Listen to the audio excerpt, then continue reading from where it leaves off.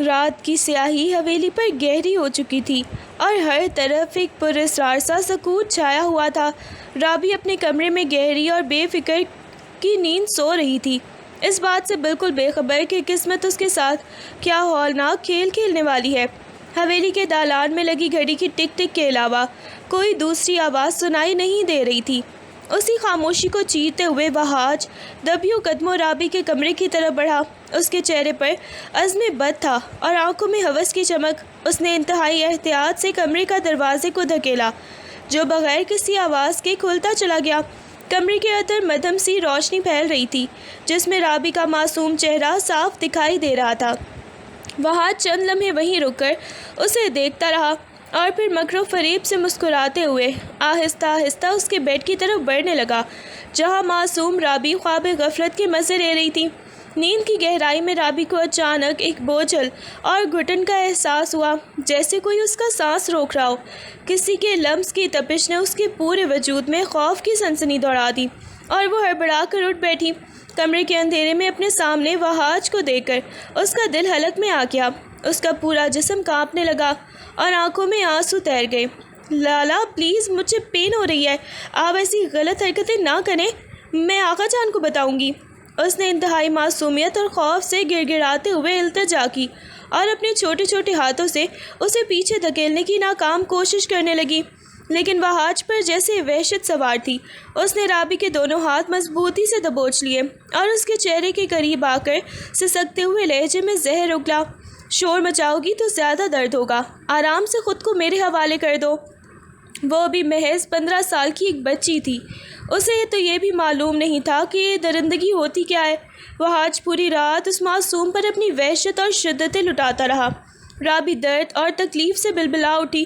اس نے اپنی پوری طاقت سے چیخنا چاہا، مدد کے لیے پکارا، لیکن حویلی خالی تھی اور اس کی معصوم چیخیں اور سسکیاں حویلی کی انہی اونچی اور بے حس دیواروں میں دفن ہو کر رہ گئیں۔ کوئی نہیں تھا جو اس اندھیری رات میں اس کی عزت اور بچپن کو اس کے درندے سے بچا پاتا۔ صبح کا اجالا جب کمرے کی کھڑکی سے اندر داخل ہوا تو وہ اپنے ساتھ کوئی امید نہیں بلکہ ایک بھیانک حقیقت لے کر آیا۔ رابی بستر کے ایک کونے میں گھٹنوں میں سر دیے سسک رہی تھی۔ اس کا پورا وجود درد اور صدمے سے نڈھال تھا۔ سفید چادر پر جگہ جگہ بکھرے سرخ دھبے اس کی پامال ہوتی ہوئی معصومیت کی گواہی دے رہے تھے۔ وہ اپنی تپتی ہوئی آنکھوں سے مسلسل بہتے آنسوؤں کو روکنے کی ناکام سی کوشش تھی اور جسمانی تکلیف کے باعث اس سے سیدھا بیٹھا بھی نہیں جا رہا تھا۔ اسی دوران وحاج آئینے کے سامنے کھڑا بالکل پرسکون انداز میں اپنی قمیض کے بٹن بند کر رہا تھا، جیسے رات کچھ ہوا ہی نہ ہو۔ اس کے چہرے پر پشیمانی کا ایک ادنا سا تاثر بھی نہیں تھا، بلکہ ایک عجیب سی سرد مہری اور بے حسی چھائی ہوئی تھی۔ رابی کو روتا دیکھ کر وہ مڑا اور انتہائی صفاقی سے اس کے قریب آیا۔ اس نے جھک کر رابی کا چہرہ بالوں سے پکڑ کر اوپر اٹھایا اور سرد زہریلے لہجے میں بولا، یہ رونے دھونے کا ڈرامہ بند کرو اور کان کھول کر سن لو۔ اگر اس رات کا تذکرہ تمہاری زبان سے باہر نکلا یا تم نے آقا جان کو کچھ بھی بتانے کی کوشش کی تو یاد رکھنا میں تمہیں جان سے مار دوں گا۔ کسی کو تمہاری بات پر یقین نہیں آئے گا، الٹا تم ہی بدنام ہو جاؤ گی، اس لیے خاموش رہنے میں ہی تمہاری عافیت ہے۔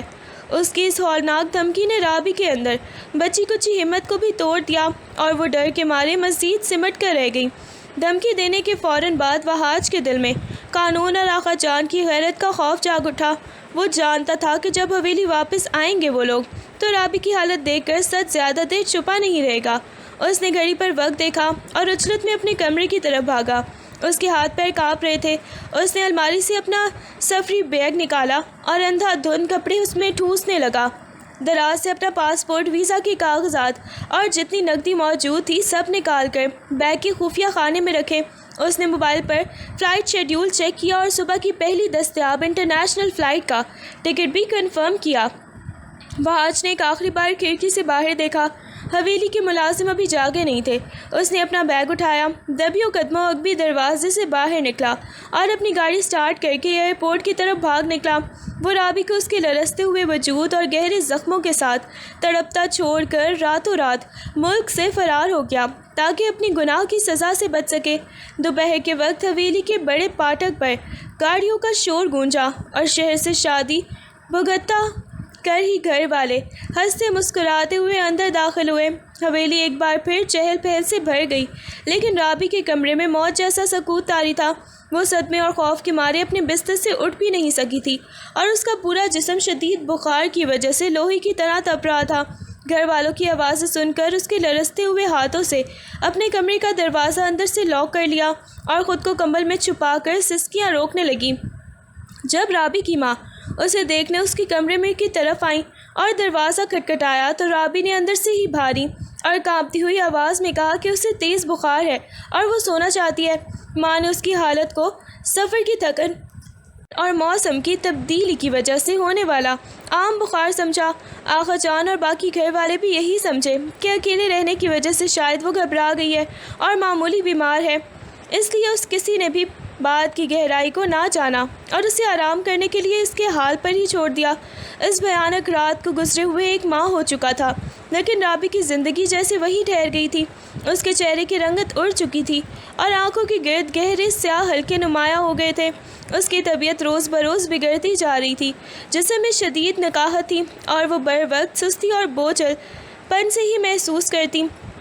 اب تو روز کا یہ معمول بن چکا تھا کہ جیسے ہی صبح کی پہلی کرن نمودار ہوتی، رابی کی آنکھ کھلتی اور اس کا دل بری طرح مچلنے لگتا۔ وہ اچھل کر بستر سے اٹھتی اور واش بیسن کی طرف بھاگتی، جہاں اسے شدید الٹیاں آتی۔ اس کا پورا وجود اس اندرونی ہلچل سے کانپ اٹھتا اور نکاہت کے مارے اس کے پاؤں زمین پر نہ ٹکتے۔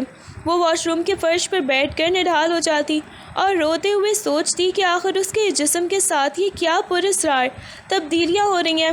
وہ اس اندرونی تبدیلی کے پیچھے چھپی خوفناک حقیقت سے بالکل انجان تھی، لیکن صبح کی یہ الٹیاں اب حویلی کے باقی لوگوں سے چھپانا مشکل ہوتا جا رہا تھا۔ رابی کی گرتی ہوئی صحت اور روز روز کی الٹیوں نے بالآخر آغا جان کو شدید فکر مند کر دیا۔ ناشتے کی میز پر جب رابی کی ماں نے بتایا کہ وہ کچھ کھا پی نہیں رہی اور اس کا وزن تیزی سے گر رہا ہے، تو آغا جان نے فوراً اپنا خاندانی دبدبہ استعمال کرتے ہوئے خاندانی ڈاکٹر کو فون ملایا اور اسے ہنگامی طور پر حویلی پہنچنے کی ہدایت کی۔ جب رابی کو پتہ چلا کہ اسے ڈاکٹر دیکھنے آ رہا ہے تو اس کے پاؤں تلے سے زمین نکل گئی۔ وہاج کی وہ آخری دھمکی اس کے کانوں میں گونجنے لگی اور وہ خوف کے مارے اپنے کمرے کے کونے میں دبک کر کانپنے لگی۔ اسے لگ رہا تھا جیسے اس کا کوئی بہت بڑا گناہ سب کے سامنے آنے والا ہے، حالانکہ وہ خود ایک معصوم شکار تھی۔ اس کا دل سینے میں ہتھوڑے کی طرح بج رہا تھا اور وہ بستر کی چادر کو لرزتے ہاتھوں سے جکڑے آنے والے وقت کے تصور سے ہی اندر سے مری جا رہی تھی۔ ڈاکٹر نے کمرے میں داخل ہو کر رابی کی نبض تھامی اور اس کی آنکھوں کا معائنہ کیا، جبکہ آغا جان اور رابی کی ماں تشویش زدہ چہروں کے ساتھ بیڈ کے قریب کھڑے تھے۔ رابی نے خوف کے مارے اپنی آنکھیں مضبوطی سے بند کر رکھی تھیں اور اس کا پورا جسم لرز رہا تھا۔ معائنہ کرتے ہی ڈاکٹر کے چہرے کے تاثرات یکسر بدل گئے۔ اس کی آنکھوں میں شدید حیرت اور صدمہ صاف نمایاں تھا۔ اس نے ایک گہرا سانس لیا اور بھرائی ہوئی آواز میں آغا جان کی طرف مڑ کر وہ دھماکے دار انکشاف کیا جس نے حویلی کی بنیادیں ہلا کر رکھ دیں۔ آغا جان، رابی بیمار نہیں ہے، یہ امید سے ہے، اور اس کے پیٹ میں جڑواں بچے ہیں۔ یہ الفاظ سنتے ہی جیسے حویلی پر قیامت ٹوٹ پڑی۔ آغا جان کے پیروں تلے سے زمین نکل گئی، ان کا چہرہ غصے اور صدمے سے بالکل سفید پڑ گیا، جبکہ رابی کی ماں ایک زوردار چیخ مار کر اپنے منہ پر ہاتھ رکھ کر زمین پر بیٹھ گئی۔ حویلی کا وقار، غیرت اور خاندانی نام ایک پل میں مٹی میں مل چکا تھا اور کمرے میں ایک ایسا ہولناک سکوت طاری ہو گیا جس کے پیچھے ایک بہت بڑا طوفان چھپا تھا۔ ڈاکٹر کے کمرے سے نکلتے ہی آغا جان کے اندر چھپا وحشی جاگ اٹھا۔ ان کی آنکھیں خون خوار ہو گئیں اور انہوں نے جھپٹ کر رابی کو بالوں سے پکڑ کر بستر سے نیچے فرش پر گرا دیا۔ غیرت کے اندھے جنون میں ان کا ہاتھ رابی کے معصوم چہرے اور وجود پر بے رحمی سے پڑنے لگا۔ 15 سالہ رابی درد اور خوف سے چیختے ہوئے فرش پر رینگ رہی تھی اور اپنی جان کی بھیک مانگ رہی تھی۔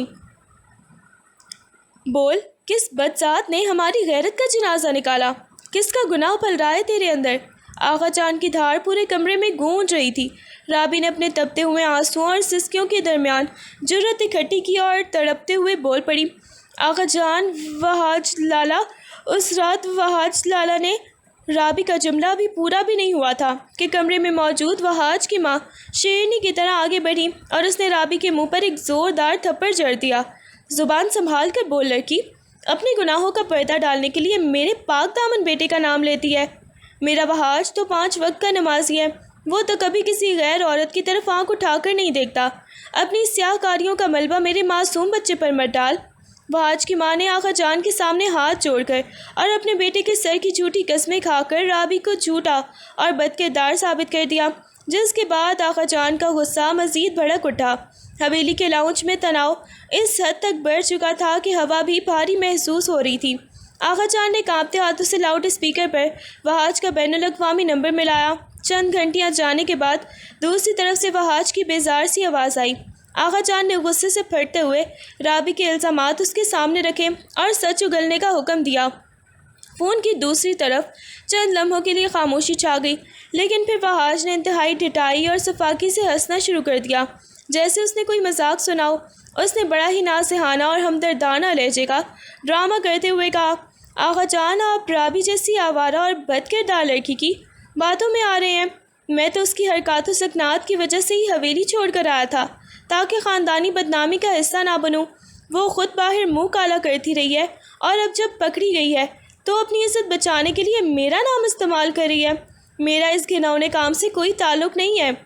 وحاج کا یہ صاف مکر جانا اور رابی کی کردار پر اس طرح کیچڑ اچھالنا رابی کے مٹی میں ملے وجود پر آخری وار ثابت ہوا۔ لاؤڈ اسپیکر پر اس کی زہریلی باتیں سن کر آقا جان کا بچا کچا بھرم بھی ٹوٹ گیا اور رابی بے بسی سے اپنے کانوں پر ہاتھ دھر کر رونے لگی۔ حویلی کے بڑے دیوان خانے میں خاندان کے چیدہ چیدہ بزرگ سر جوڑے بیٹھے تھے، جہاں ماحول پر شدید تناؤ اور سنجیدگی طاری تھی۔ خاندانی ساکھ اور سفید پوشی کا بھرم برقرار رکھنے کے لیے نت نئے مشورے دیے جا رہے تھے۔ کوئی رابی کو جان سے مارنے کی بات کر رہا تھا تو کوئی اسے کہیں اور دور غائب کر دینے پر اصرار کر رہا تھا۔ اسی بحث و تکرار کے دوران آقا جان نے حتمی فیصلہ کرتے ہوئے خاندانی ڈاکٹر کو بلوایا اور سختی سے حکم دیا کہ رابی کا یہ ناجائز عمل فوراً ضائع کر دیا جائے تاکہ بدنامی کا یہ داغ ہمیشہ کے لیے مٹ جائے۔ ڈاکٹر نے اوزار اور دوائیاں سنبھالی اور رابی کے کمرے کا رخ کیا، جہاں رابی خوف کے مارے بستر سے لگی سسک رہی تھی۔ تاہم کچھ ہی دیر بعد ڈاکٹر انتہائی مایوسی اور پریشانی کے عالم میں دیوان خانے اسے واپس لوٹ آیا۔ اس نے آقا جان کے سامنے ہاتھ جوڑتے ہوئے بے بسی سے کہا کہ حمل کو ٹھہرے ہوئے کافی وقت ہو چکا ہے اور رابی عمر میں ابھی بہت چھوٹی ہے۔ اس کے اندر جڑواں بچے پل رہے ہیں اور اس نازک صورتحال میں اگر اسقاط حمل کی کوشش کی گئی تو رابی کی اپنی جان کو بھی شدید خطرہ لاحق ہو سکتا ہے اور وہ خون بہنے کی وجہ سے بستر پر ہی دم توڑ دے گی۔ ڈاکٹر کی اس بات نے پنچایت میں بیٹھے تمام لوگوں کو ایک نئے امتحان میں ڈال دیا۔ ڈاکٹر کی بات سن کر دیوان خانے میں ایک بار پھر سے گہرا سکوت چھا گیا۔ آقا جان نے نفرت اور حقارت سے رابی کے کمرے کی طرف دیکھا۔ ان کی نظر میں اب رابی خاندانی غیرت کے کفن میں لپٹی ایک لاش تھی۔ انہوں نے غصے سے کانپتی آواز میں اپنا آخری اور حتمی فیصلہ سنایا کہ اس بد کردار لڑکی کو اب ایک پل کے لیے بھی اس حویلی میں نہیں رکھا جائے گا، نہ ہی اس کی لاش کو بھی یہاں جگہ ملے گی۔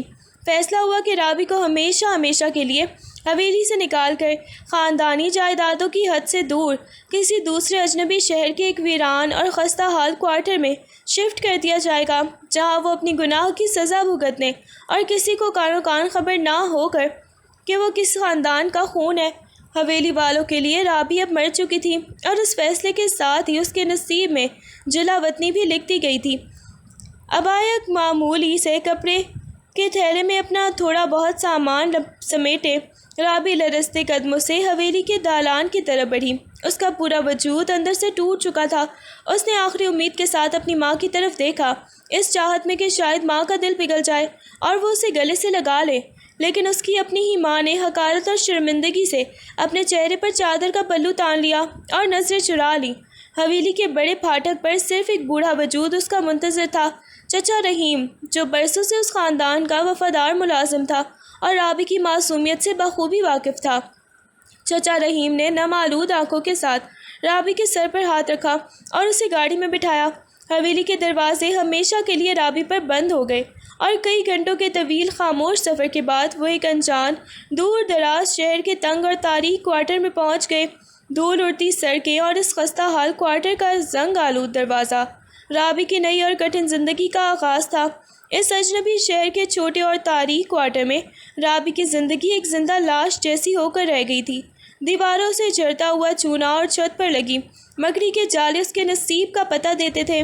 دن گزرتے رہے، لیکن رابی کا دل اس سنسان ماحول میں کبھی نہ لگا۔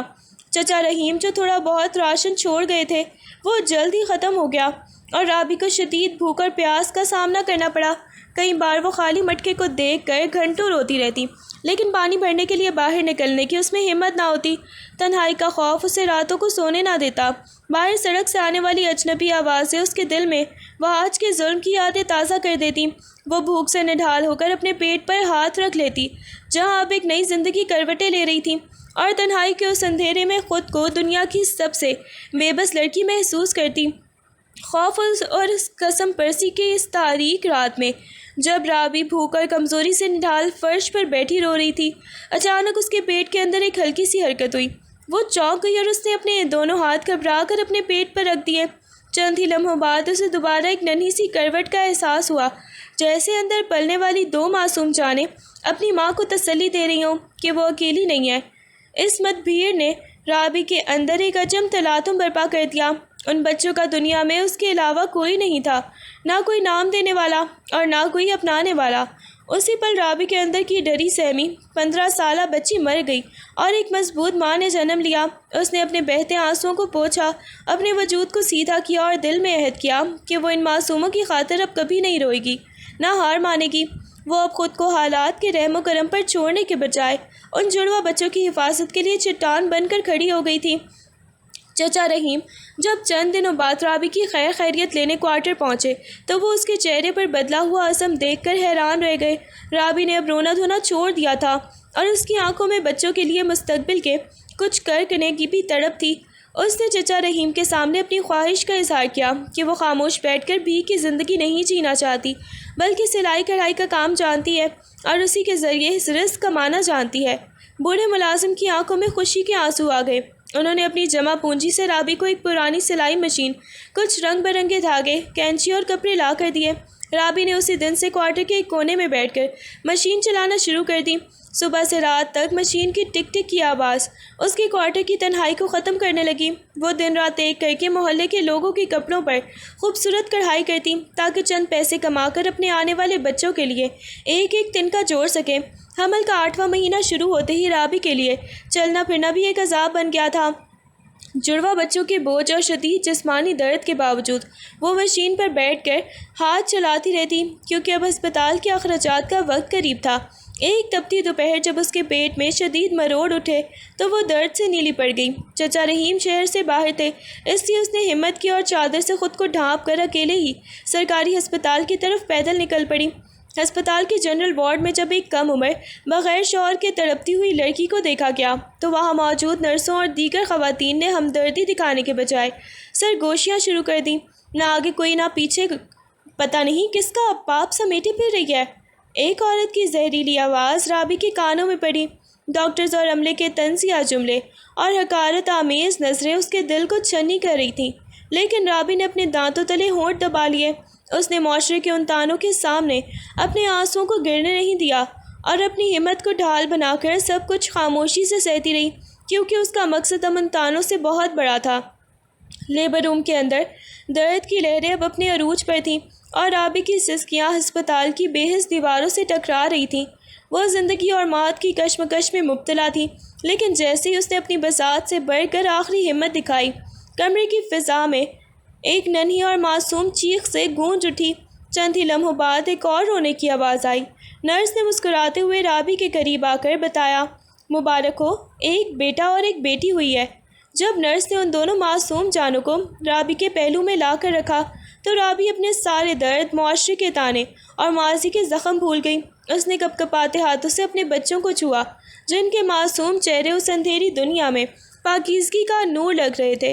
ان کے چھوٹے چھوٹے مکے اور نرس لمس نے رابی کے دل میں جینے کی ایک نئی اور طاقتور لہر دوڑا دی۔ اب وہ تنہا نہیں تھی، اس کے پاس دنیا کی سب سے بڑی دولت موجود تھی۔ رابی نے ان کے ماتھے کو چوما اور دل ہی دل میں عہد کیا کہ وہ ان بچوں کو ایک ایسا روشن اور باعزت مستقبل دے گی کہ دنیا دیکھتی رہ جائے گی۔ اس دن رابی کو اپنی زندگی کا حقیقی اور سب سے بڑا مقصد مل گیا تھا۔ کوارٹر کے چھوٹی سی صحن میں اب ایان اور حرین کی معصوم کلکاریاں گونجنے لگی تھیں۔ رابی کی زندگی کا ہر پل اب انہی دونوں کے گرد گھومتا تھا۔ رات کو جب دونوں بچے باری باری روتے تو رابی کئی کئی گھنٹے انہیں گود میں لیے ٹہلتی رہتی، اور جیسے ہی وہ سوتے وہ سلائی مشین پر بیٹھ جاتی۔ دن چڑھے وہ ایک ہاتھ سے چولہا جلاتی اور دوسرے ہاتھ سے حرین کا جھولا جھلاتی، جبکہ ایان اس کے دوپٹے کا پلو پکڑے گھومتا رہتا۔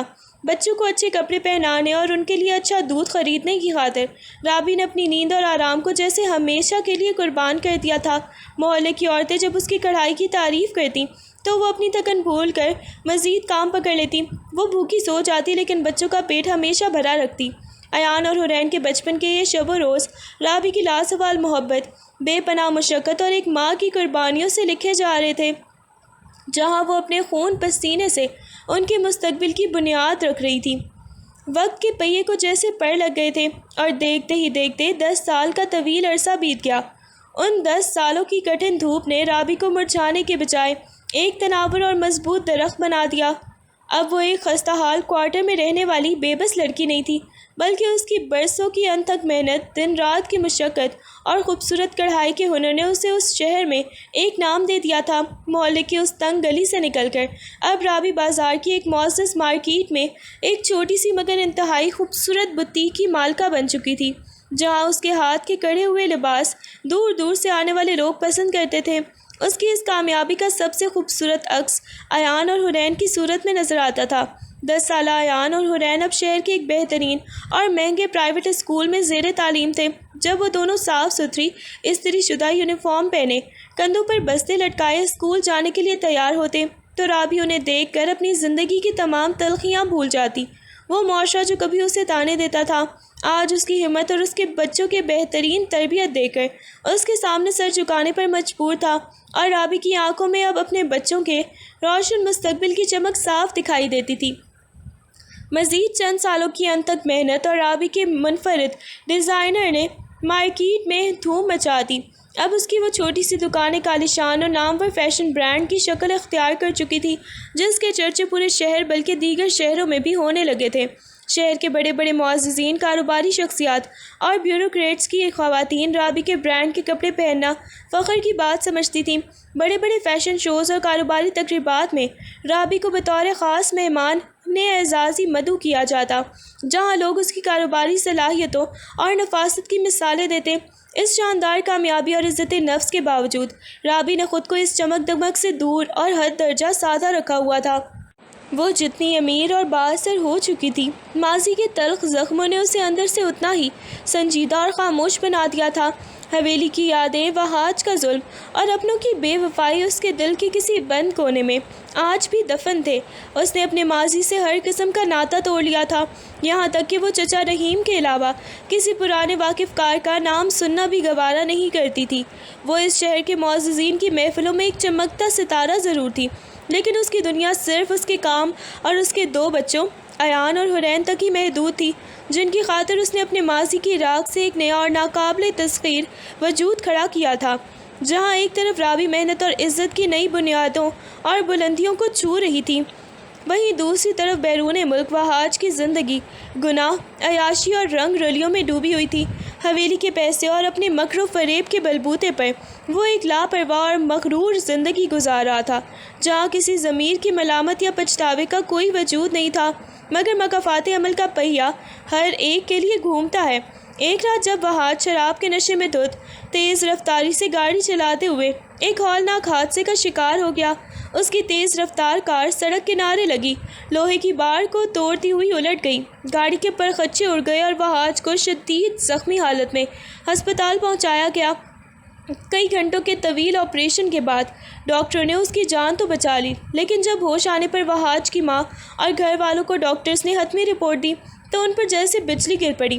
ڈاکٹر نے انتہائی افسوس کے ساتھ بتایا کہ حادثے میں وحاج کے اندرونی اعضاء کو شدید نقصان پہنچا ہے، جس کے باعث وہ اب مردانہ صلاحیت سے ہمیشہ کے لیے محروم ہو چکا ہے اور زندگی میں کبھی باپ نہیں بن سکتا۔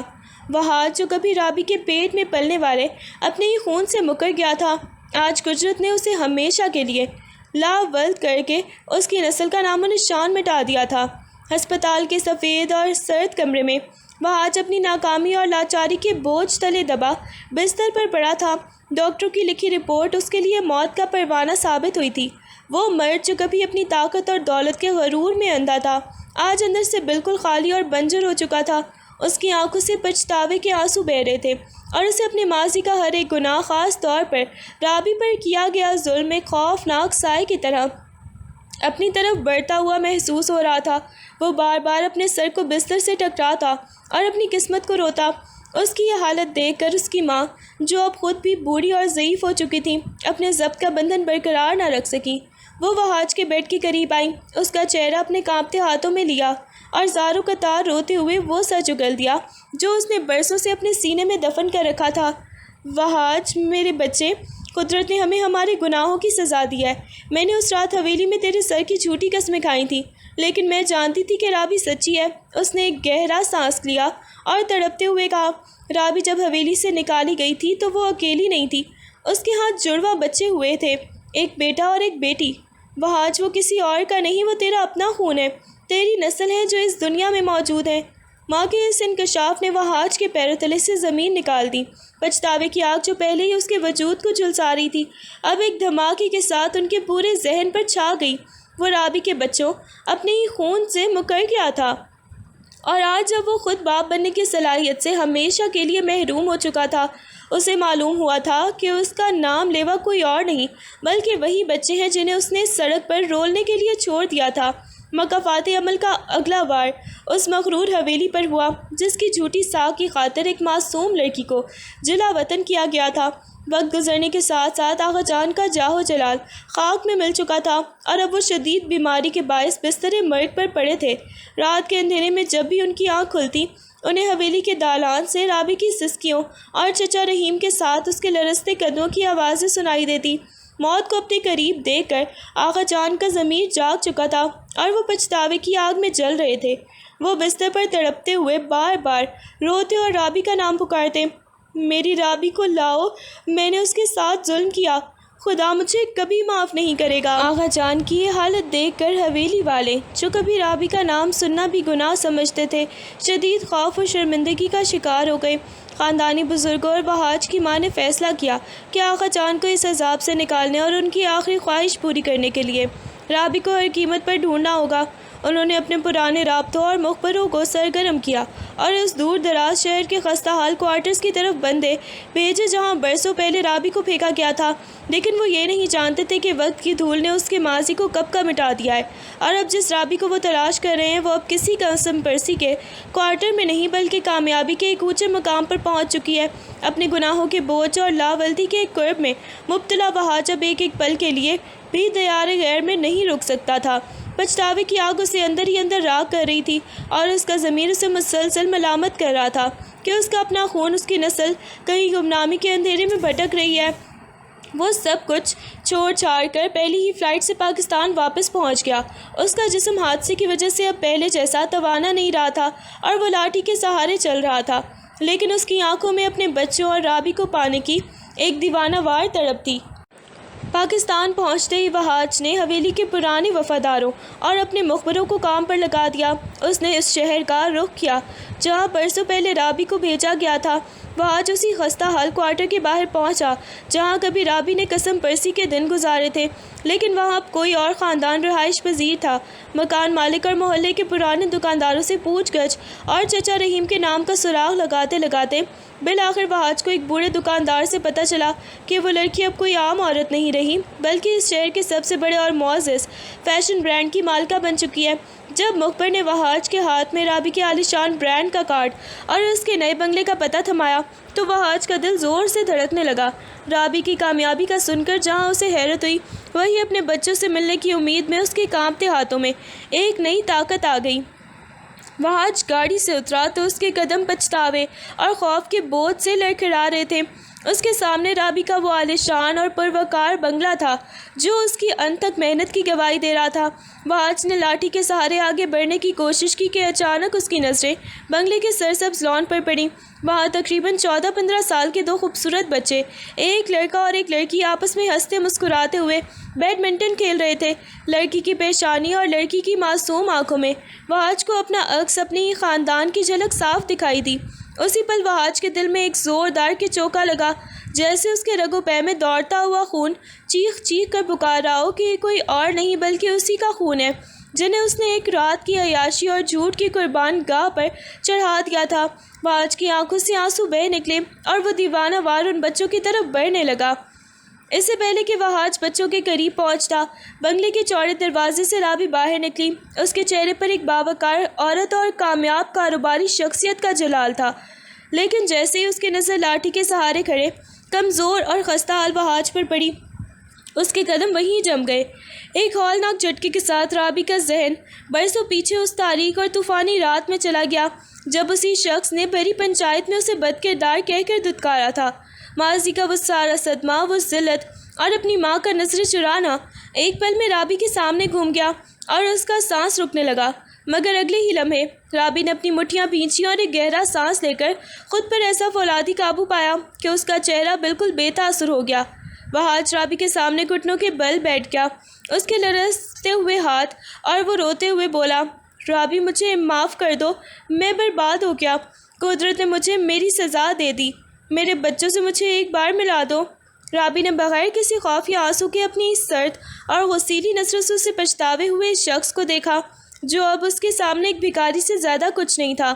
وحاج کے قدموں کی رابی کے قدموں میں ہی گرا زارو کتار رو رہا تھا اور اس کے آنسو رابی کے چمکدار فرش کو بھگو رہے تھے، لیکن رابی کا وجود اب پتھر کا ہو چکا تھا۔ اس نے حقارت سے اپنے قدم پیچھے ہٹائے، جیسے وحاج کا چھونا بھی اس کے پاکیزہ ماحول کو ناپاک کر رہا ہو۔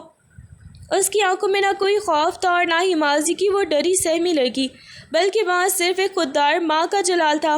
رابی نے اپنی خوفناک حد تک سرد اور کھنکتی ہوئی آواز میں وحاج کو مخاطب کیا، جس کا ایک ایک لفظ گولی کی طرح وحاج کے سینے میں پیوست ہو رہا تھا۔ تم معافی مانگنے آئے ہو اور کس منہ سے میرے بچوں کو اپنا کہہ رہے ہو؟ وحاج، تم میرے بچوں کے باپ نہیں، صرف ایک گنہگار ہو جس کی سزا کا وقت شروع ہو چکا ہے۔ جس رات تم نے اپنی جھوٹی غیرت اور عیاشی کی خاطر مجھے حویلی سے دھتکارا تھا، اسی رات تم نے اپنے باپ ہونے کا حق بھی ہمیشہ کے لیے کھو دیا تھا۔ میرے بچوں کا کوئی باپ نہیں ہے، ان کی صرف ایک ماں ہے جس نے انہیں اپنے خون سے اور پسینے سے پالا ہے۔ رابی نے ایک گہرا سانس لیا اور اشارے سے سیکیورٹی گارڈز کو بلاتے ہوئے آخری بار وحاج پر اپنی نظر ڈالی۔ آج قدرت نے تمہیں اس مقام پر لا کھڑا کیا ہے جہاں تمہارا نام لیوا کوئی نہیں ہے۔ اب تڑپو اور اپنے گناہوں کی آگ میں جھلسو، کیونکہ تمہاری سزا کا یہ تو صرف آغاز ہے۔ گارڈز نے تڑپتے اور روتے ہوئے وحاج کو بازوؤں سے پکڑا اور گھسیٹتے ہوئے بنگلے کے عالیشان پھاٹک سے باہر نکال دیا، جبکہ رابی بغیر مڑے انتہائی وقار کے ساتھ اپنے بچوں کی طرف بڑھ گئی، جن کا مستقبل اب کسی وحاج کا محتاج نہیں تھا۔ بنگلے سے دھتکارے جانے کے بعد وحاج کے اندر کی دیوانگی کم نہ ہوئی۔ اپنی لاولدی کے قرب اور نسل مٹ جانے کے خوف نے اسے اس حد تک مجبور کر دیا کہ اب اس نے ایان اور حرین کے ذریعے رابی کی زندگی میں زبردستی شامل ہونے کا راستہ چنا۔ وہ روز بچوں کے اسکول کے باہر یا ان کی اکیڈمی کے راستے پر لاٹھی ٹیکتا ہوا گھنٹوں کھڑا رہتا۔ ایک دوپہر جب ایان اور حرین اسکول سے باہر نکلے تو وحاج نے آگے بڑھ کر ان کا راستہ روکا۔ اس کے ہاتھوں میں مہنگے ترین گیجٹس اور چاکلیٹس اور خوبصورت تحائف کے ڈبے تھے جو وہ بڑے چاؤ سے ان کے لیے خرید کر لایا تھا۔ اس نے نم آنکھوں اور لرزتی آواز میں کہا، بچوں، یہ سب آپ کے لیے ہے، میں آپ کا خیر خواہ ہوں۔ 14-15 سال کے ایان اور حرین، جن کی تربیت رابی نے انتہائی خودداری اور نفاست سے کی تھی، اس اجنبی اور عجیب و غریب شخص کو دیکھ کر شدید بدک گئے۔ انہوں نے تحائف کی طرف دیکھا تک نہیں، بلکہ ان کے چہروں پر وحاج کے لیے شدید ناپسندیدگی اور بیزاری ابھر آئی۔ ایان نے حرین کا ہاتھ پکڑا اور اسے اپنے پیچھے کرتے ہوئے انتہائی سخت لہجے میں کہا، ہمیں آپ سے کوئی چیز نہیں چاہیے اور نہ ہی ہمارے پاس کسی اجنبی سے بات کرنے کا وقت ہے، ہمارے پیچھے آنا بند کریں۔ بچوں کا یہ دو ٹوک اور حقارت آمیز رویہ وحاج کے سینے پر چھری کی طرح لگا۔ وہ اپنے ہی خون کے سامنے ہاتھ میں تحائف لیے اکیلا سڑک پر کھڑا رہ گیا اور اسے اندازہ ہو گیا کہ رابی ان کے دلوں میں اس کے لیے نفرت کی دیوار کتنی اونچی چن دی ہے۔ جب تحائف اور منت سماجت کی ہر کوشش ناکام ہو گئی تو وحاج نے آخری حربہ استعمال کرنے کا فیصلہ کیا۔ وہ حویلی گیا اور بستر مرگ پر پڑے پچھتاوے کی آگ میں جلتے آغا جان کو گاڑی میں ڈال کر رابی کے بنگلے پر لے آیا۔ آغا جان جن کا کبھی پورے علاقے میں طوطی بولتا تھا، آج وحاج اور اپنے خادموں کے سہاروں پر لرزتے قدموں کے ساتھ رابی کے عالی شان دالان میں داخل ہوئے۔ رابی جب لاؤنج میں آئی تو اپنے سامنے اس بوڑھے نحیف اور ویل چیئر پر بیٹھے شخص کو دیکھ کر ایک پل کے لیے ٹھٹک گئی، جس کے ایک اشارے پر کبھی اس کی زندگی کا فیصلہ ہوا تھا۔ آغا جان نے جیسے ہی رابی کو دیکھا، ان کی آنکھوں سے آنسوؤں کا سیلاب بہہ نکلا۔ انہوں نے وحاج کا سہارا چھوڑا اور اپنے کانپتے ہوئے ہاتھ رابی کے سامنے جوڑ دیے۔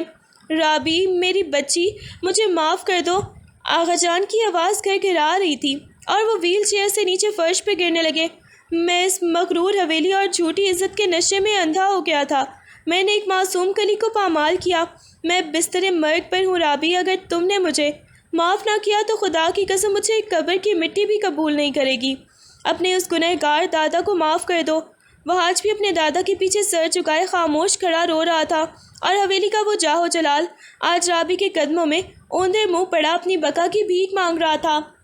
آغا جان نے روتے ہوئے رابی کے سامنے اپنے دونوں ہاتھ پھیلا دیے اور گدگدائی ہوئی آواز میں بولے، رابی میری بچی، میں اپنی تمام جائیداد، یہ حویلی اور اپنا سب کچھ تیرے اور ان بچوں کے نام کرنے کو تیار ہوں۔ تم میرے ساتھ واپس حویلی چلو۔ میں دھوم دھام سے تمہارا اور وحاج کا دوبارہ نکاح کرواؤں گا، تاکہ معاشرے کی زبانیں ہمیشہ کے لیے بند ہو جائیں اور ان معصوم بچوں کو آغا جان کی نسل کا نام مل سکے، ان کا قانونی حق مل سکے۔ آغا جان کی یہ بات سن کر وحاج کے چہرے پر امید کی ایک مدھم سی چمک ابھری، لیکن رابی کے چہرے پر ایک زہر خند مسکراہٹ آ گئی۔ اس نے حویلی کے سب سے بڑے سربراہ کو دیکھا، جو آج بھی اپنی اسی پرانی فرسودہ سوچ کے حصار میں قید تھے، جہاں عورت اور بچوں کی پہچان کسی مرد کے نام کی محتاج ہوتی ہے۔ رابی نے اپنے سر کو ہلکا سا جھٹکا دیا اور اس کی طرف بڑھاتے ہوئے قدم انتہائی مضبوط اور کٹے پھٹے لہجے میں کہا، نام؟ آغا جان، آپ کس نام کی بات کر رہے ہیں؟ اس نام کی جو آپ نے اس رات مجھ سے اور میرے بچوں سے چھین لیا تھا۔ میرے بچوں کو کسی وحاج کے نام کی یا آپ کی اس خونی حویلی کی پہچان کی ضرورت نہیں ہے۔ ان کا نام میں نے اپنے خون پسینے سے کمایا ہے۔ آج شہر کا بچہ بچہ انہیں میرے نام سے جانتا ہے۔ آپ کی حویلی کا نام تو خود اپنے گناہوں کے بوجھ سے مٹ رہا ہے۔ میں اپنے پاکیزہ بچوں کو اس گمنام اور داغدار نام کا سایہ بھی چھونے نہیں دوں گی۔ رابی کے لہجے کا جلال اب اپنے عروج پر تھا اور اس کے الفاظ اس عالیشان لاؤنج کی دیواروں سے ٹکرا کر گونج رہے تھے۔ اس نے آغا جان و وحاج کی طرف دیکھا، جن کے چہرے خوف اور شرمندگی سے زرد پڑ چکے تھے۔ آغا جان، آپ جس نام اور نسب کا غرور لیے آج میرے دروازے پر آئے ہیں، وہ نام تو اسی رات مٹ گیا تھا جب آپ نے ایک حاملہ عورت کو آدھی رات کو دھتکارا تھا۔ رابی نے اپنے سر کو فخر سے اٹھا کر کہا، میرے بچوں کا نام کسی وحاج یا حویلی کا محتاج نہیں، ان کا نام رابی ہے۔ وہ اس ماں کی اولاد ہیں جس نے انہیں معاشرے کے تانوں کی دھوپ میں اپنے آنچل کا سایہ دیا۔ اس نے وحاج کی طرف حقارت سے اشارہ کرتے ہوئے آغا جان کو مخاطب کیا، میں آپ کی حویلی کی اس جھوٹی غیرت اور جائیداد کو اپنے پیر کی جوتی پر رکھتی ہوں۔ مجھے نہیں چاہیے آپ کا وہ خونی نام جو معصوموں کی تذلیل کر کے کمایا گیا ہو۔ میرے بچوں کی پہچان ان کی ماں کی ہمت ہے، کسی ظالم کا داغدار ماضی نہیں۔ رابی کا یہ تاریخی انکار سن کر آغا جان کے پاس کہنے کو کچھ نہ رہا۔ حویلی کی جھوٹی انا اور غیرت کا بت رابی کی خودداری کے سامنے پاش پاش ہو چکا تھا، اور وحاج اپنے دادا کی ویل چیئر پکڑے سر جھکائے اس کائنات کا سب سے ہارا ہوا انسان بن کر دالان سے باہر نکلنے پر مجبور ہو گیا۔ ہر طرف سے مایوسی اور دھتکارے جانے کے بعد وحاج کے اندر کی انا اور اپنے خون کو پانے کی طرف ایک خطرناک ضد میں بدل گئی۔ جب اسے محسوس ہوا کہ منت سماجت اور حویلی کے جاہ و جلال سے رابی کو جھکایا نہیں جا سکتا، تو اس نے قانون کا سہارا لینے کا فیصلہ کیا۔ وحاج نے شہر کے سب سے مہنگے اور مٹ بھیڑ کرنے والے وکیل سے رابطہ کیا اور رابی کے خلاف بچوں کی سرپرستی کسٹڈی کا کیس دائر کر دیا۔ عدالت کے اس نوٹس نے رابی کے بنگلے کے دروازے پر دستک دی تو ایان اور حرین شدید پریشان ہو گئے، لیکن رابی کے چہرے پر کوئی بھی خوف کا سایہ تک نہ ابھرا۔ اگلے ہی دن عدالت کا کمرہ وکلا کی بحث اور لوگوں کی کھچا کچ بھرا ہوا تھا۔ وحاج اپنے وکیل کے ساتھ ایک طرف کھڑا تھا، اس کی آنکھوں میں قانون کے بلبوتے پر رابی کو ہرانے کی ایک مکرانہ چمک تھی۔ وحاج کے وکیل نے جج کے سامنے جرا کرتے ہوئے کہا، عالی جا، میرے موکل ان بچوں کے حیاتیاتی اور قانونی باپ ہیں۔ یہ آغا جان کے خاندان کے چشم و چراغ ہیں اور قانون کے تحت ایک باپ کو اپنی اولاد کی کسٹڈی کا پورا حق حاصل ہے، خاص طور پر جب وہ ان کی بہترین مستقبل کی ضمانت دے رہا ہو۔ رابی کٹہرے میں انتہائی پروکار انداز میں کھڑی تھی، اس کی نظریں سامنے بیٹھے جج پر جمی ہوئی تھیں۔ وحاج نے جب جج کی طرف دیکھا تو اسے یقین تھا کہ عدالت خاندانی نسب اور باپ کے حق کو ترجیح دے گی، اور یوں اس نے رابی کو ایک بار پھر قانونی جنگ کے درمیان میدان میں ہی لا کھڑا کیا تھا، جہاں 15 سال بعد ایک ماں اور ایک مکار باپ آمنے سامنے تھے۔ کورٹ روم کی فضا میں ایک عجیب سا تناؤ اور بھاری پن تھا۔ وکلا کی کرسیوں کے پیچھے عدالتی کارروائی دیکھنے آئے لوگوں کی سرگوشیاں گونج رہی تھیں۔ کٹہرے میں کھڑی رابی کا چہرہ بالکل پرسکون اور پرعزم تھا، جیسے اسے دنیا کے کسی طوفان کا کوئی خوف نہ ہو۔ دوسری طرف کھڑے وحاج کے وکیل نے جج کے سامنے فائل لہراتے ہوئے انتہائی جارحانہ انداز میں جرح کا آغاز کیا۔ علی جا، 15 سال پہلے کا ریکارڈ اٹھا کر دیکھ لیا جائے۔ یہ خاتون جس پاک دامن کا دعویٰ کر رہی ہیں، انہیں ان کے سسرال یعنی اس شہر کے سب سے معزز گھرانے نے بد کرداری کے سنگین الزامات کے تحت حویلی سے بے دخل کیا تھا۔ جو عورت اپنے کردار پر لگے داغ کو صاف نہ کر سکی ہو، وہ آغا جان کے معزز خاندان کے چشم و چراغ کی تربیت کیسے کر سکتی ہے؟ وکیل کے ان الفاظ پر کورٹ روم میں ایک سنسنی پھیل گئی۔ ماضی کا وہ پرانا بدبودار کیچڑ ایک بار پھر اچھلا جا رہا تھا تاکہ رابی کو ذہنی طور پر توڑا جا سکے۔ وحاج نے ایک فاتحانہ نظر رابی پر ڈالی، لیکن رابی کے چہرے کی زردی اس کی کمزوری نہیں بلکہ اس کا ضبط تھا۔ اس نے اپنی نظریں جج کے چہرے پر ٹکائے رکھیں۔ اس کی خاموشی میں ایک ایسا فولادی عزم اور وقار تھا جس نے وکیل کے اس گھٹیا جرح کے اثر کو جیسے ہوا میں اڑا دیا۔ وہ جانتی تھی کہ یہ ماضی کی آخری ہچکی ہے اور اب اسے اپنے حال اور بچوں کے مستقبل کے لیے اس جنگ کو ہر قیمت پر جیتنا ہے۔ جب وحاج اور اس کے وکیل کو لگا کہ وہ ماضی کا کیچڑ اچھال کر کیس جیت چکے ہیں، تبھی رابی کے وکیل نے ایک گہرا سانس لیا اور جج کے سامنے فائل پیش کرتے ہوئے کہا، علی جا، مٹی کے نیچے دبائے گئے جھوٹ کی عمر جتنی بھی لمبی ہو، سچ کے ایک وار سے وہ پاش پاش ہو جاتا ہے۔ میں عدالت کی اجازت سے 2 انتہائی اہم گواہان کو کٹہرے میں بلانا چاہتا ہوں، جن کی گواہی اس کیس کا رخ بدل دے گی۔ جج کی اجازت ملتے ہی کٹہرے میں سب سے پہلے چچا رحیم داخل ہوئے۔ 15 سال کے عرصے نے ان کی کمر جھکا دی تھی، لیکن ان کی آنکھوں میں رابی کے لیے باپ جیسی ممتا اور سچائی کا جلال اب بھی قائم تھا۔ چچا رحیم نے قرآن پاک پر ہاتھ رکھ کر کانپتی لیکن پرعزم آواز میں اس رات کا سارا سچ اگل دیا۔ جناب عالی، اس معصوم بچی پر لگایا گیا ہر الزام جھوٹا تھا۔ وحاج نے اپنی عیاشیوں پر پردہ ڈالنے کے لیے اس پاک دامن لڑکی کو بد کردار کہا، اور آغا جان نے اپنی جھوٹی انا کی خاطر اسے آدھی رات کو طوفان میں حویلی سے دھتکار دیا۔ میں گواہ ہوں کہ رابی اس رات بھی سچی تھی اور آج بھی سچی ہے۔ چچا رحیم کے بعد رابی کے وکیل نے دوسرے گواہ کے طور پر اسی پرانے ڈاکٹر کو کٹہرے میں بلایا جس نے حویلی میں رابی کا طبی معائنہ کیا تھا۔ ڈاکٹر نے اپنے پرانے طبی ریکارڈ اور حلفیہ بیان کے ساتھ عدالت کو بتایا، علی جا، 15 سال پہلے جب میں نے حویلی میں رابی کا معائنہ کیا تھا تو وہ حاملہ تھی اور شدید ذہنی اور جسمانی تشدد کا شکار تھی۔ میں نے آغا جان اور وحاج کو واضح طور پر بتایا تھا کہ بچے وحاج کے ہی ہیں، لیکن وحاج نے اپنے گناہ کو چھپانے کے لیے رپورٹس کو جھٹلایا اور ملک سے فرار ہو گیا۔ یہ شخص ایک مجرم ہے جس نے حاملہ بیوی پر ظلم کیا اور اپنے بچوں کو سڑک پر مرنے کے لیے چھوڑ دیا۔ ڈاکٹر کی اس گواہی اور دستاویزی ثبوتوں نے کورٹ روم میں موجود ہر شخص کو دنگ کر دیا۔ وحاج کا چہرہ خوف اور شرمندگی سے یکدم سفید پڑ گیا اور اس کا وکیل نظریں چرانے لگا۔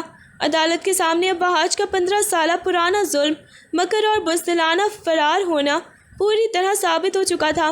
عدالت کے کمرے میں گہری خاموشی چھا چکی تھی۔ جج نے ڈاکٹر کی رپورٹس اور چچا رحیم کے بیان پر آخری نظر ڈالی اور پھر انتہائی نرمی سے سامنے کرسیوں پر بیٹھے دونوں معصوم بچوں کو دیکھا۔ ایان اور حرین، آپ دونوں کٹہرے کے قریب آئیں۔ جج نے مسکرا کر کہا۔ 14-15 سال کے ایان اور حرین، جو اپنی عمر کے لحاظ سے انتہائی سلجھے ہوئے اور باشعور دکھائی دے رہے تھے، وقار کے ساتھ آگے بڑھے۔ وحاج کی آنکھوں میں اس وقت التجا اور خوف کی ایک عجیب آمیزش تھی۔ وہ لاٹھی پر دباؤ بڑھاتے ہوئے ان بچوں کو دیکھنے لگا جنہیں وہ اپنی نسل کہہ رہا تھا۔ جج نے ان سے پوچھا، بچوں، قانون کے تحت آپ کی عمر اس قابل ہے کہ آپ اپنی مرضی کا فیصلہ کر سکیں۔ یہاں موجود یہ شخص وحاج آپ کا حیاتیاتی باپ ہونے کا دعویٰ کر رہا ہے اور آپ کی سرپرستی چاہتا ہے۔ آپ مجھے بتائیں کہ آپ کس کے ساتھ رہنا چاہتے ہیں۔ ایان نے ایک پل کے لیے بھی توقف نہیں کیا۔ اس نے آگے بڑھ کر اپنی بہن حرین کا ہاتھ مضبوطی سے تھاما اور پھر دونوں نے جا کر کٹہرے میں کھڑی رابی کی چادر کا پلو پکڑ لیا۔ ایان نے جج کی طرف دیکھا اور انتہائی نبی تلی خوددار آواز میں کہا، عالیجا، ہمارے پاس صرف ایک ہی رشتہ ہے اور وہ ہماری ماں ہے۔ اس شخص نے ہمیں تب چھوڑ دیا جب ہم دنیا میں آئے بھی نہیں تھے۔ ہم اس کو نہیں جانتے اور نہ ہی ہمارا اس سے کوئی تعلق ہے۔ ہمارے لیے یہ شخص صرف ایک اجنبی ہے۔ حورین نے بھی اپنی ماں کی آغوش میں سمٹتے ہوئے جج سے کہا، ہمیں کسی ایسے باپ کا نام نہیں چاہیے جو ہمارے ماں کا مجرم ہو۔ ہماری ماں ہی ہمارا سب کچھ ہے۔ بچوں کا یہ دو ٹوک جواب اور وہاج کو پہچاننے سے صاف انکار کورٹ روم میں بیٹھے ہر شخص کے دل کو چھو گیا۔ وہاج کا سر ایک بار پھر سب کے سامنے جھک گیا اور اسے محسوس ہوا کہ قدرت نے آج اس سے اس کے خون کا آخری حق بھی چھین لیا ہے۔ جج نے گہرا سانس لیتے ہوئے اپنے سامنے موجود فائل پر قلم ٹکایا اور کمرہ عدالت میں موجود ہجوم پر ایک گہری نظر ڈالی۔ ہتھوڑے کی زوردار آواز کورٹ روم میں گونجی اور سب یکدم پرسکون ہو گئے۔ جج نے اپنی تاریخی فیصلہ سناتے ہوئے کہا، عدالت بچوں کے بیانات، چچا رحیم اور ڈاکٹر کی گواہی اور موجودہ حقائق کو مد نظر رکھتے ہوئے اس نتیجے پر پہنچی ہے کہ وہاج نامی یہ شخص نہ صرف اخلاقی طور پر بلکہ قانونی طور پر بھی بچوں کی کفالت کا حق کھو چکا ہے۔ 15 سال پہلے ایک حاملہ عورت کو بے یار و مددگار چھوڑ کر فرار ہو جانا اس بات کا منہ بولتا ثبوت ہے کہ اسے بچوں کے مستقبل سے کوئی دلچسپی نہیں تھی۔ لہٰذا ایان اور حورین کی مستقل کسٹڈی ان کی والدہ رابی کو دی جاتی ہے۔ وہاج کے وکیل نے مایوسی سے اپنا سر جھکا لیا جبکہ وہاج کے پیروں تلے سے جیسے زمین ہی نکل گئی۔ لیکن عدالتی کارروائی یہیں ختم نہیں ہوئی۔ جج کا لہجہ مزید سخت ہو گیا اور انہوں نے رابی کی طرف دیکھ کر کہا، اس کے ساتھ ساتھ یہ عدالت 15 سال قبل رابی پر کیے جانے والے وحشیانہ جسمانی تشدد، دھوکہ دہی اور ایک حاملہ خاتون کی جان خطرے میں ڈالنے کے سنگین جرائم کے تحت وہاج کے خلاف کیس دوبارہ کھولنے کا حکم دیتی ہے۔ قانون کی نظر میں ایسے جرائم کبھی پرانے نہیں ہوتے۔ پولیس کو حکم دیا جاتا ہے کہ وہ وہاج کو فوری طور پر حراست میں لیا جائے تاکہ ان جرائم کی باقاعدہ تفتیش ہو سکے۔ جج کا فیصلہ ختم ہوتے ہی کورٹ روم میں موجود پولیس اہلکار آگے بڑھے۔ وہاج جو بھی کسٹڈی ہارنے کے صدمے میں تھا، اس نے کانپتے ہاتھوں میں لوہے کی ٹھنڈی ہتھکڑیاں پہنا دی گئیں۔ رابی، مجھے معاف کر دو، میرے دادا بیمار ہیں، میں برباد ہو جاؤں گا۔ وہاج لاٹھی کے سہارے کھڑا روتے ہوئے چیخا، لیکن اب اس کے پچھتاوے کی کوئی قیمت نہیں تھی۔ پولیس اہلکار اسے گھسیٹتے ہوئے کٹہرے سے باہر لے جانے لگے اور اس کی لاٹھی فرش پر گر کر دور جا گری۔ وہاج روتے گر گراتے اور ہتھکڑیاں لہراتے ہوئے جیل کی کال کوٹری کی طرف بڑھ رہا تھا جہاں اس کے ماضی کے گناہ اس کا انتظار کر رہے تھے۔ ڈھلتے سورج کی نارنجی روشنی اس مغرور حویلی کے بلند و بالا در و دیوار پر پڑ رہی تھی جس کا جاہ و جلال اب ایک اداس خاموشی میں بدل چکا تھا۔ وہاج کے جیل جانے اور قانون کے ہاتھوں عبرت کا نشان بننے کے بعد حویلی کے باسیوں کا غرور ہمیشہ کے لیے خاک میں مل چکا تھا۔ آغا جان جو اب زندگی کی آخری سانسیں گن رہے تھے، ویل چیئر پر بیٹھے حویلی کے بڑے پھاٹک کے پاس کھڑے باہر کے منظر کو حسرت بھری آنکھوں سے دیکھ رہے تھے۔ ان کے پیچھے وہاج کی ماں اور خاندان کے دیگر لوگ سر جھکائے پچھتاوے کی تصویر بنے کھڑے تھے۔ اسی پل حویلی کے سامنے کی کشادہ سڑک پر رابی کی چمکتی ہوئی گاڑی آ کر رکی۔ رابی گاڑی سے اتری تو اس کے چہرے پر کسی بھی انتقام کا بوجھ نہیں بلکہ ایک طویل جنگ جیتنے کا سکون اور لازوال وقار تھا۔ اس کے دونوں طرف ایان اور حورین کھڑے تھے جن کے چہروں پر اپنی ماں کی تربیت کا عکس اور ایک روشن مستقبل کا اعتماد صاف جھلک رہا تھا۔ آغا جان نے دور سے اپنی لرزتی ہوئی نظریں رابی اور ان بچوں پر ڈالیں جنہیں انہوں نے کبھی اپنی نسل ماننے سے انکار کر دیا تھا۔ ان کی بوڑھی آنکھوں سے پچھتاوے کے آنسو بہہ کر ان کے چہرے کی جھریوں میں جذب ہو رہے تھے اور ان کے ہاتھ جیسے ہوا میں ہی اپنے کیے کی معافی مانگنے کے لیے اٹھے۔ لیکن رابی کی نظریں اب ماضی کے ان کرداروں سے بہت آگے نکل چکی تھیں۔ رابی نے حویلی کے ان جھوٹے بتوں کی طرف دیکھا تک نہیں جو آج اس کے قدموں کی دھول کے برابر بھی نہیں تھے۔ اس نے گہرا اور پرسکون سانس لیا، انتہائی وقار کے ساتھ اپنے سر کا سفید آنچل سیدھا کیا اور ایان اور حورین کا ہاتھ اپنے ہاتھوں میں مضبوطی سے تھام لیا۔ وہ مڑی اور اپنے بچوں کے ہمراہ ایک ایسے روشن، خوددار اور پاکیزہ مستقبل کی طرف بڑھ گئی جہاں کسی ظالم کی پرچھائی بھی ان کا راستہ نہیں روک سکتی تھی۔ سڑک پر بکھری ڈھلتے سورج کی سنہری کرنیں ان تینوں کے قدموں کو منور کر رہی تھیں اور حویلی کا ماضی ہمیشہ کے لیے اندھیروں کی نظر ہو رہا تھا۔